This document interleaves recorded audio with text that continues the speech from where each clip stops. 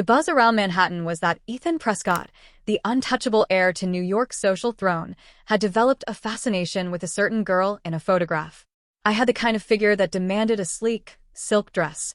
After my family's empire collapsed, I was sent to Manhattan as collateral for an enormous debt. But this so-called prince had no interest in me. He wouldn't even grant a meeting, sending a text meant to push me away. "I'm in love with someone else. Don't waste your time." At that exact moment, his assistant handed me a file, a dossier on the woman who supposedly held Ethan Prescott's heart. I opened it and froze. The photograph showed a smiling girl in a cheongsam, and the memory hit me instantly. It was me. A candid snapshot from a college trip taken years ago in the city. The file began with a psychological sketch of Ethan Prescott. Cold, distant, indifferent to women. That was 5 years ago. Then, apparently, everything changed. He had fallen for someone. Love at first sight, the dossier claimed. Beneath the text was the image. Me, standing in Washington Square Park, glancing over my shoulder with a smile.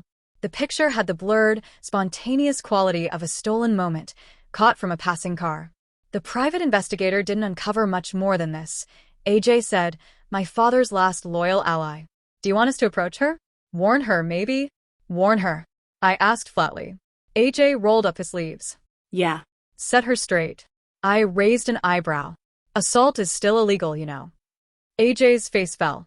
"Ms. Hayes, this guy is losing it over the engagement. He's been clashing with his family for days. Said he'd rather die than marry you. Defied his grandfather and moved out of the estate." I nodded slightly. "I see. Ava," AJ said, softening his tone. "Your family may be bankrupt, but we were once one of Boston's most influential names. You don't need to humiliate yourself like this. We can handle the debt another way." I wanted to ask what home he meant. There was nothing left to return to. My finger traced the outline of my younger, brighter smile in the photograph. "Not yet," I said, closing the file. "Do we know where Ethan Prescott will be today?" "He has a reservation at the Summit Lounge this afternoon. Book me a table. Not a private room. I want the main hall." AJ blinked. "You're going to see him? He can't even bear the thought of you." "I'm not going to see him," I corrected, moving to the window overlooking the river of yellow cabs. "I'm just having a drink. Enjoying the view."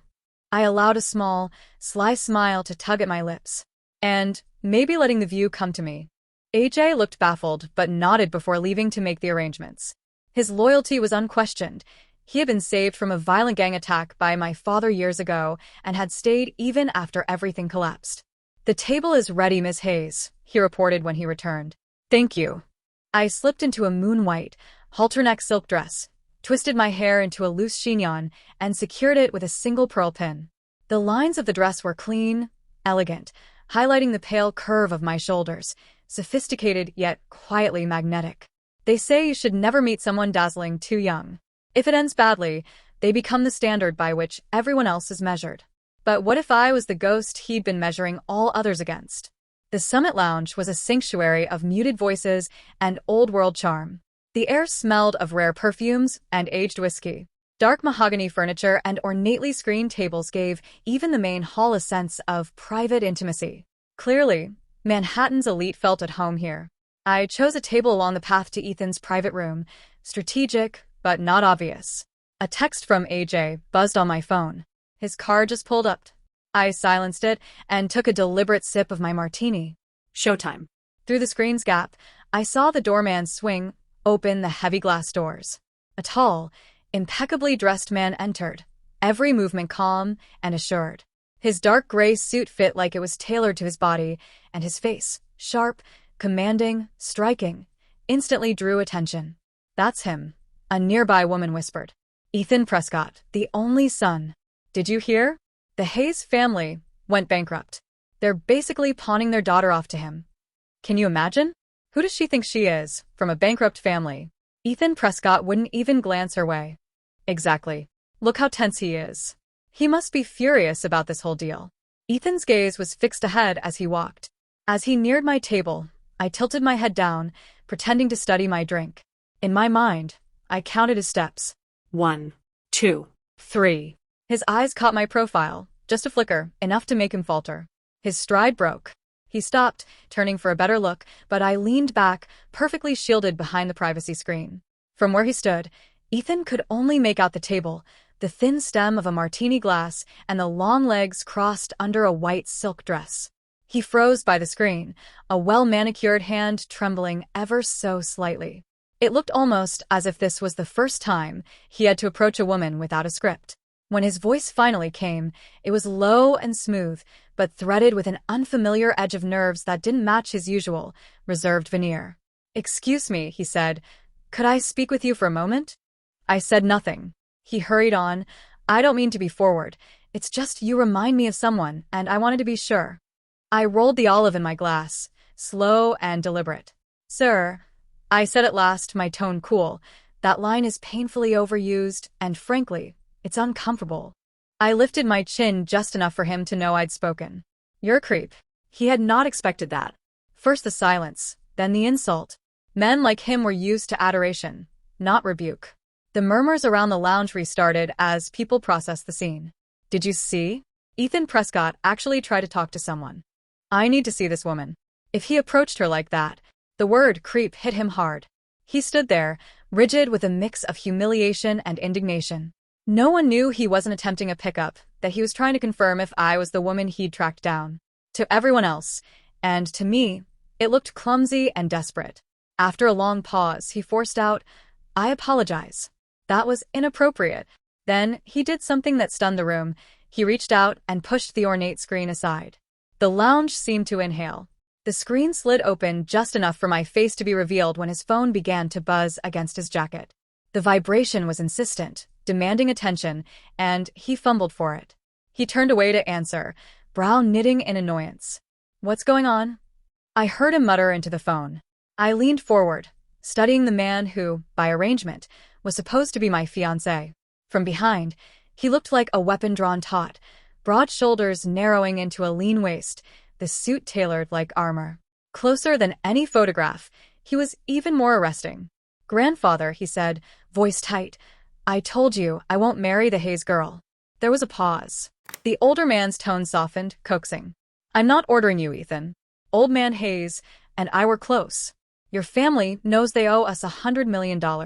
I thought if his granddaughter became a Prescott by marriage, it would settle things. She wouldn't have to suffer." The grandfather sighed. "But if you refuse, you refuse. Your grandmother nags me enough since you moved out. Just come home, will you?" Ethan's irritation eased into something like resignation. "Fine. I'll move back in a few days." On the other end, Grandpa tried one last tactic. "At least meet her, won't you? The Hayes girl, I've seen her. She's brilliant, beautiful, a picture in a cheap how. Graceful, elegant. She's exactly your type. One look, and you'll be smitten." "No," Ethan snapped, flat and absolute. "I have someone." "All right then." The old man relented, sounding beaten. "I'll call her family and arrange to send her back to Boston. But if you do have someone, bring her home to meet us. You're 27, Ethan. It's time to settle down." Something like a small, private smile crossed Ethan's face. "I think I just found her." "Found who?" "Nothing, grandfather. I have to go." He cut the call, that smile lingering as he turned. But when he looked back, the booth behind the screen was empty, the chair vacant, the martini glass gone. The room blurred for a second as he searched, then a man eager for favor sidled up, phone extended. He had captured my exit from every useful angle, front, side, back, the perfect 45-degree shot, like a professional paparazzo. By the time I stepped into the hotel, AJ was waiting. "Ms. Hayes, the Prescotts called," he said, voice heavy. "They've canceled the engagement. They want you to return to Boston." Exactly what I had expected.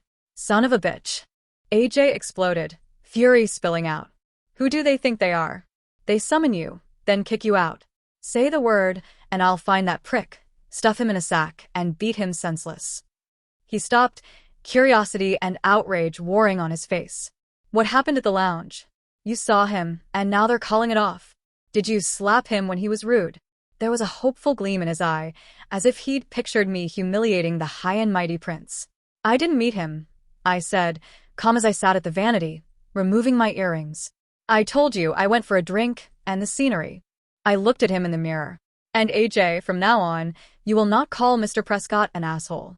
But Ms. Hayes, he protested, outraged. What are we to them, a toy they can toss aside? Why should we accept this treatment?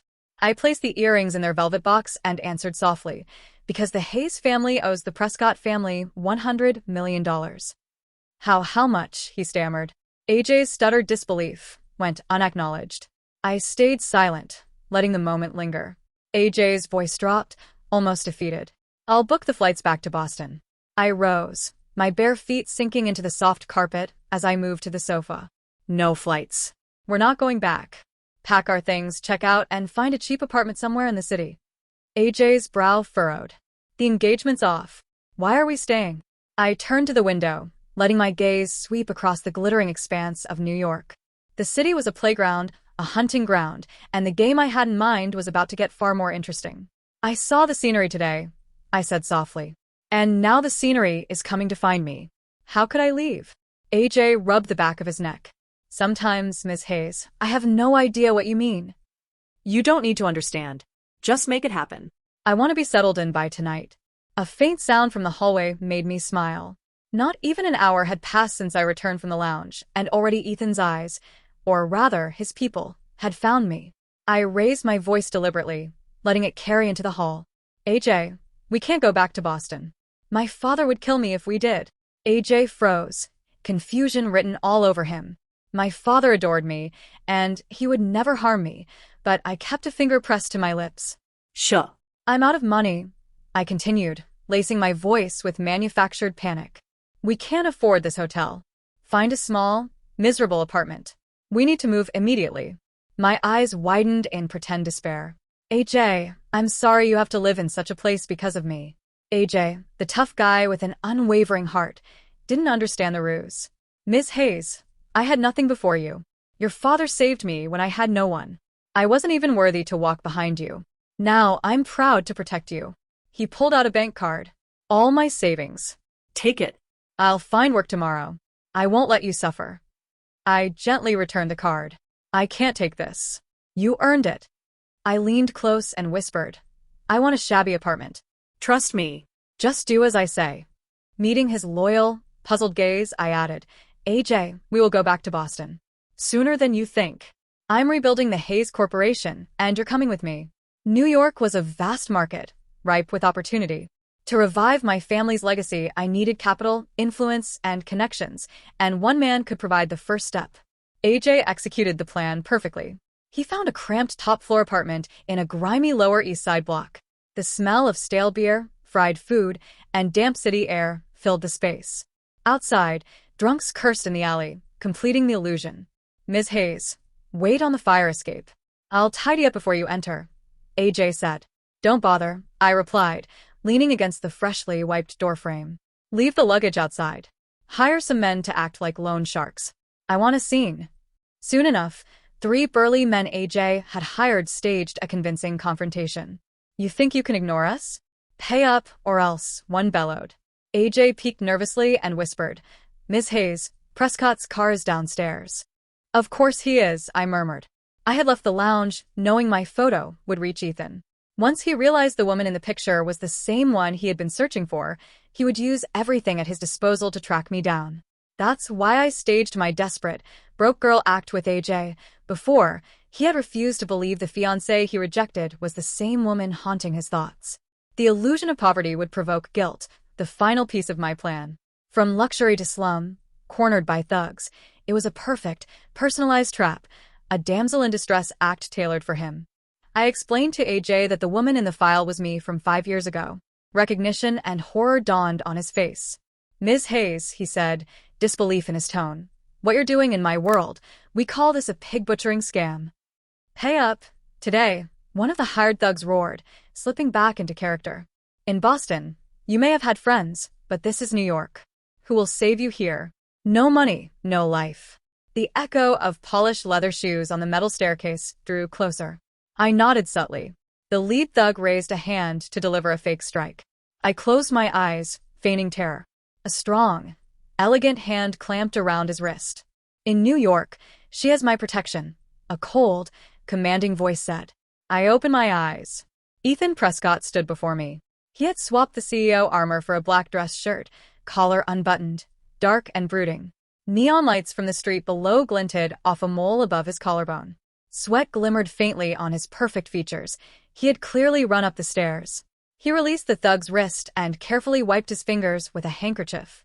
"How much do you owe?" he asked, icy calm. "1 million, the thug blurted. Ethan didn't flinch. He wrote a check and flung it at the man as if discarding trash. Take it. "And leave." "Wait," I said, signaling AJ to retrieve the check. "Sir, I don't know you. Why pay my debt?" AJ, fully immersed in his role, said dryly, "Ms. Hayes, that's Ethan Prescott. The same man who fought tooth and nail to break off your engagement, now paying your debt without question." I looked at Ethan. His eyes burned with a storm of emotions: joy, embarrassment, guilt, self-reproach. But above all, a fierce, thrilling satisfaction. He had finally found the woman he had been searching for. "I'm sorry. This is my fault. I apologize, He began to explain, but I stepped back deliberately, putting space between us. Ethan's eyes followed me, a flicker of pain crossing his otherwise flawless features. "Mr. Prescott, I appreciate your help, but I cannot accept this money," I said, my voice soft yet firm. "I will find a way to settle my family's debts myself.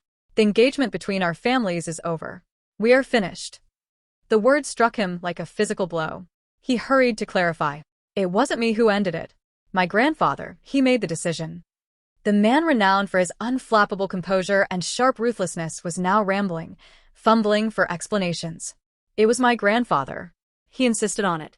"I had no knowledge, truly," he stammered. "Yes, that's it. When I discovered it, I was furious. His behavior was inexcusable. I've already confronted him." I held up my phone, showing him the text he had sent me. "Then why did you message me? You said you were in love with someone else and that I shouldn't waste my time." Ethan froze. Panic flickered across his polished features. He swallowed hard, cornered. My grandfather sent that too," he blurted. He took my phone. "I am completely satisfied with you. More than satisfied. No dissatisfaction exists." He drew in a deep breath, committing to the lie. "It was a misunderstanding. The engagement is still valid. My grandfather recognized his mistake and sent me here to ask for your forgiveness and bring you home."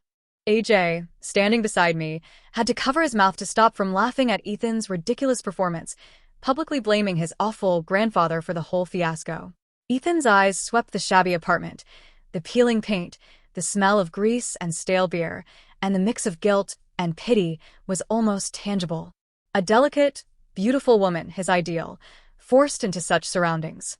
I could almost hear him thinking, "I am a monster." "Please come back with me," he said, voice soft, posture almost pleading. Tears pricked my eyes. A single droplet traced down my cheek. "No, Mr. Prescott. I cannot go back just to be humiliated again." He stared at me, the simple silk dress and tears, utterly lost, the weight of regret written across his face. It was clear he would give anything to make things right. "If the family estate isn't suitable, I have alternatives. A penthouse overlooking the park? A downtown loft? I'll have them ready immediately." "Ava, it's not safe here," he offered, desperation undercutting his usual calm. The silence stretched. With anyone else, he might have been commanding or pushy, but with me, he dared not.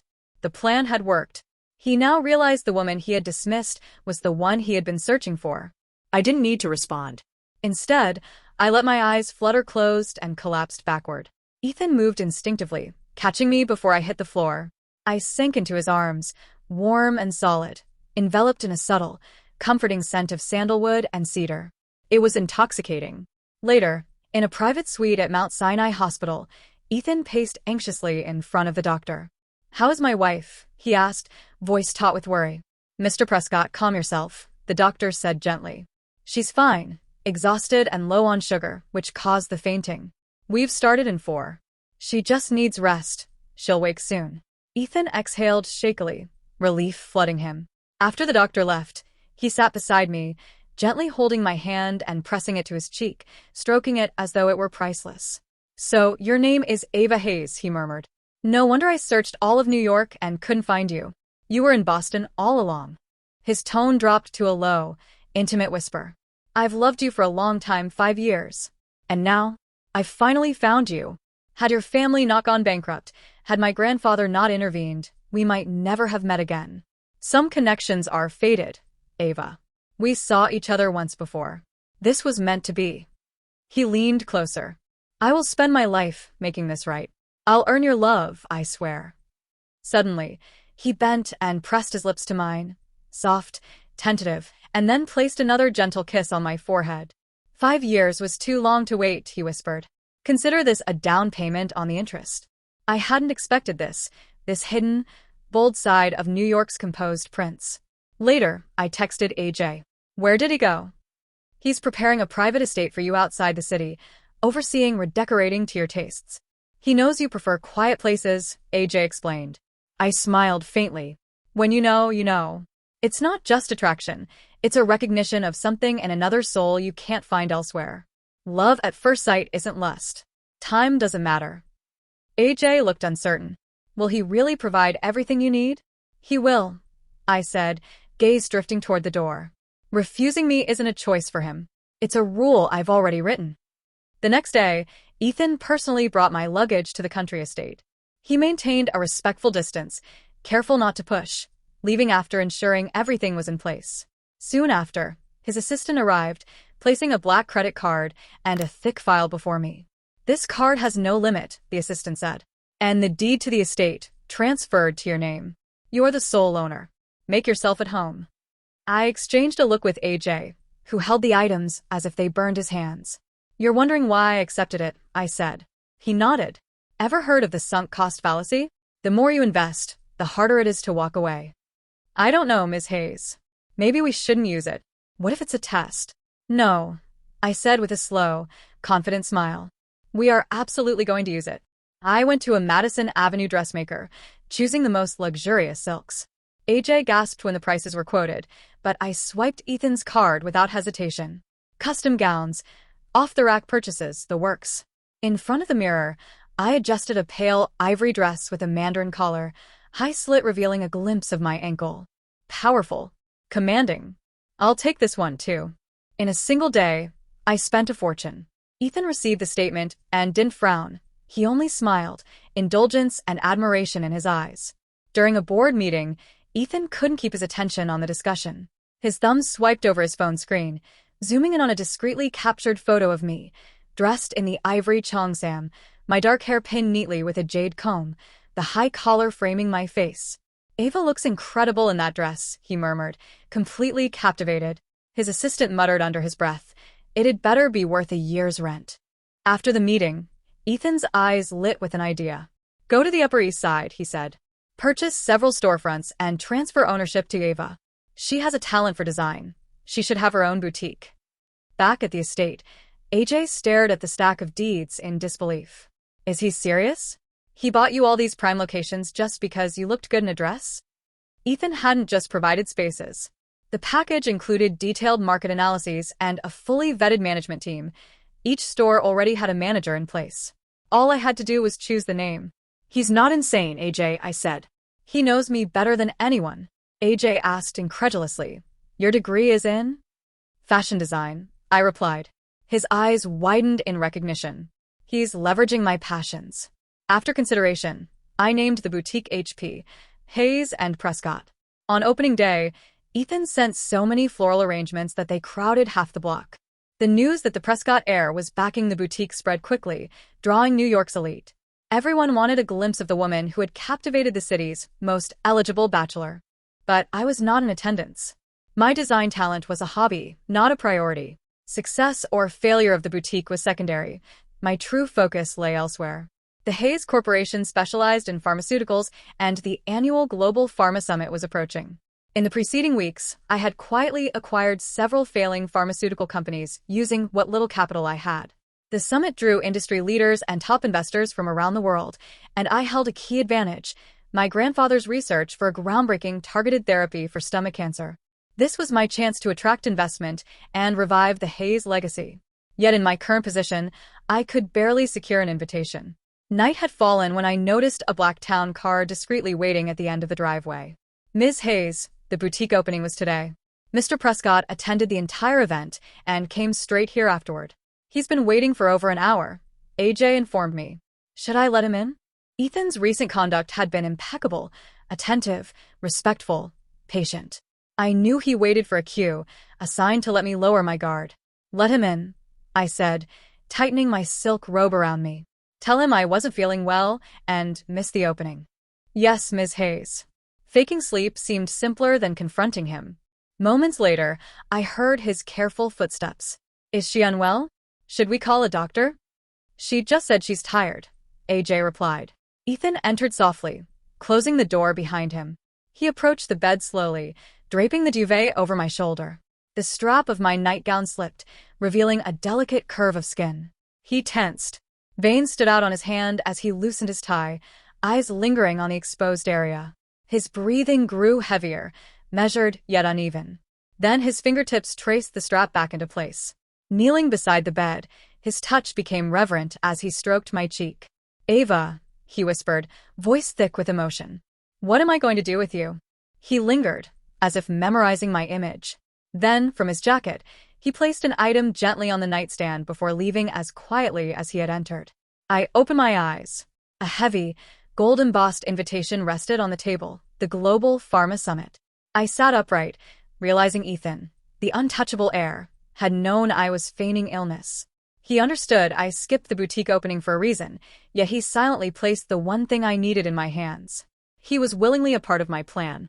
A week later, the summit began. I wore a tailored skirt suit, my hair pulled into a sleek ponytail. Standing on stage, I presented the patent and market potential for the gastric cancer drug. The audience, filled with top-tier investors and industry leaders, watched me with guarded curiosity. A cure for stomach cancer was a rare prize, valuable yet risky. The data were preliminary, untested in long-term clinical trials. But with the right investment and team, the drug could revolutionize treatment, providing a lifeline to patients who couldn't afford existing therapies. It was my grandfather's legacy, and my key to restoring the Hayes name. When I was a child, my grandfather often said that affordable cancer treatments could save countless families from financial ruin. He knew my father would never handle a legacy responsibly, so he entrusted his unfinished work to me before he passed. As I concluded my presentation, the room remained silent. No offers came, only a few investors approaching me afterward, proposing to buy my core research for a fraction of its worth. I smiled and declined. Even if I sold, I knew they would inflate the final drug's cost, exploiting those who needed it most. That line, I would never cross. I would pioneer an affordable, effective treatment, no matter the obstacles. I understood their hesitation. Why back the bankrupt heiress of a disgraced family? Then, a deep, magnetic voice rang from the back of the room. "The Prescott Corporation will invest." Heads turned. Ethan stood, sharp in a dark suit, walking confidently down the aisle and extending a hand toward me. "Ms. Hayes," he said, the corners of his mouth tilting in a faint smile. "Would you allow Prescott Corporation the honor of partnering with you?" I shook his hand firmly. "It would be an honor for the Hayes Corporation to have your endorsement and investment." Leaning close, his warm breath brushed my ear. "Your presentation was incredible, Ava. Truly magnificent." With his backing, the floodgates opened. Hesitant investors now swarmed me, offering deals and business cards. The evening blurred into a whirlwind of networking and negotiations. At the banquet, Ethan stayed by my side, skillfully deflecting endless toasts meant for me, navigating the room with effortless charm. By night's end, the funding was secured, contract signed. AJ whispered, "Ms. Hayes, I think he's had too much to drink." I glanced at Ethan, jaw tight, knuckles white, sweat beading on his forehead. He looked miserable, yet forced a polite smile every time someone raised a glass. "He never attends these events," AJ continued. "He's drinking for you all night. Any more, and we'll need an ambulance." I handed AJ a card. "Cover the bill. Then book a private karaoke room and make sure our new partners are well cared for." I called Ethan's assistant to meet me downstairs. Outside, under the dim streetlight, Ethan bent over, retching into the bushes. His assistant handed him water. "Where's Ava?" he asked hoarsely. "She said to get you, sir." "Nothing else," the assistant replied. "Don't expect anything more. She's not looking after you." Ethan laughed bitterly. "Little heartbreaker. She uses me, then tosses me aside, and I let her." His assistant's frustration was evident. "Sir, love doesn't lie. All I see in Ms. Hayes is ambition. You knew she was using you from the start, Yet you fell into every trap. Ethan exhaled, alcohol heavy on his breath, and steadied himself. It's fine. At least, I'm still useful to her.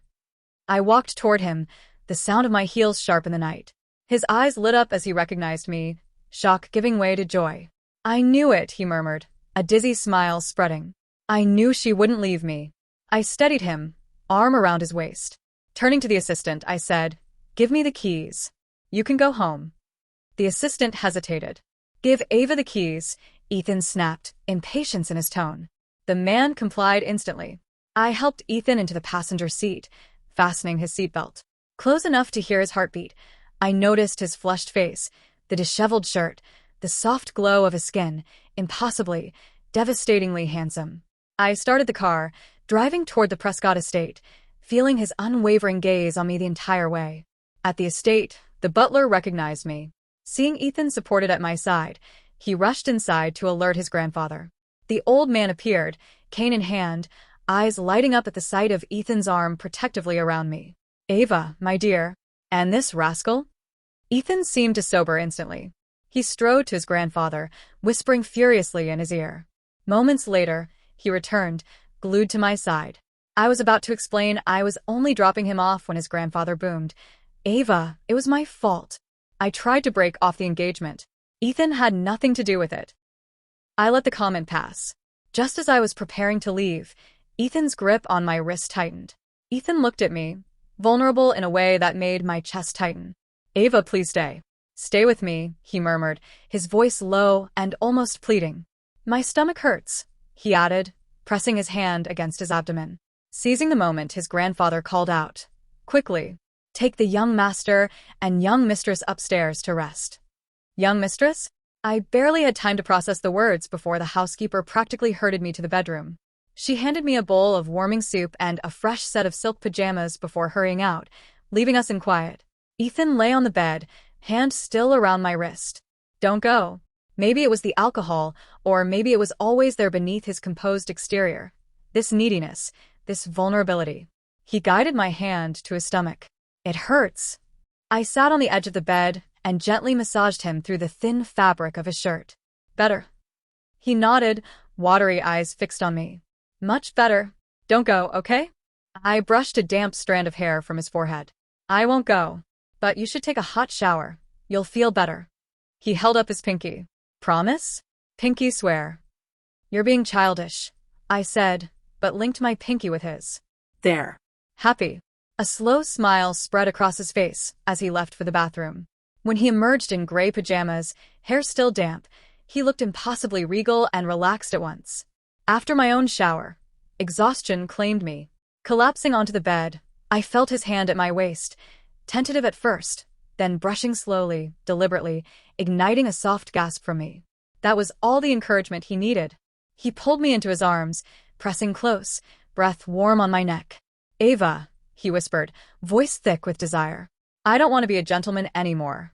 He turned me to face him, body pressing mine to the mattress, eyes locked on my lips. "I want to kiss you," he breathed. "May I?" The next morning, I fled before he woke, lower back aching from the night before. At my estate, AJ handed me a glass of water, without a word. "Ms. Hayes, what's wrong?" Memories of the night returned, Ethan shirtless, sculpted, heat and passion tangled with my own actions, our hands, our kisses, the torn nightgown. A rush of shame and desire flooded me. "I slept with him," I admitted, voice tight. AJ blinked, startled, then shrugged. "It's just a guy. If you don't want responsibility, fine." He probably seduced you anyway. My lips still tingled from the memory. I took a deep breath, trying to regain composure. Before I could sip my water, Ethan arrived, grandfather in tow. The older man's smile was unwavering as he waved the butler forward. Property deeds, 5% of Prescott Corporation founding shares, and a velvet box containing a jade bracelet, a family heirloom, were laid out before me. "Ava, my dear," he said, cheerful as ever. "You and Ethan were meant to be. Now, it's time to make it official. Today is an auspicious day. Perfect for a wedding." Ethan sat beside me, hand holding mine, eyes full of nervous hope. Can we get married today?" I hesitated, memories of the night flashing vividly. Ethan's eyes filled with hurt. You're not going to take responsibility for me? I pressed my hand over his mouth. Fine. We'll get married today. Happy. His face lit up, and he kissed my forehead before pulling me into a fierce hug. Quickly, the grandfather shouted. Car now. City Hall awaits. Holding the freshly printed marriage certificate, the moment felt surreal. Ethan carefully tucked both copies away, as if they were priceless treasures. No honeymoon. Our work awaited. AJ and I had to return to Boston to resume rebuilding the Hayes Corporation. New York's gossip columns were abuzz. The untouchable Ethan Prescott had posted a photo of the marriage certificate online. Days later, rumors spread that he was opening a new North American headquarters in Boston, closer to his new wife. 1 year later, Boston. The Hayes Corporation tower gleamed against the skyline. Our drug had been developed and was already on the market. Leaving the building after a long day, I spotted Ethan outside, staring up at a giant digital billboard. On the screen, a woman in a smoky blue embroidered silk dress walked down a cobblestone alley, oil paper umbrella in hand. Every movement radiated quiet, commanding power. The camera captured her gaze, both downcast and defiant. She was mesmerizing. Nearby young women snapped photos, whispering in awe. Oh my God, Ava Hayes is stunning. That dress, her waist-to-hip ratio, she's like a living painting. And CEO of Hayes Pharma. Gorgeous and brilliant. I'm officially a fan. They noticed Ethan, perfectly dressed, watching. Are you a fan too? One asked. No, he said softly, gaze fixed on the screen, eyes brimming with love. That's my wife.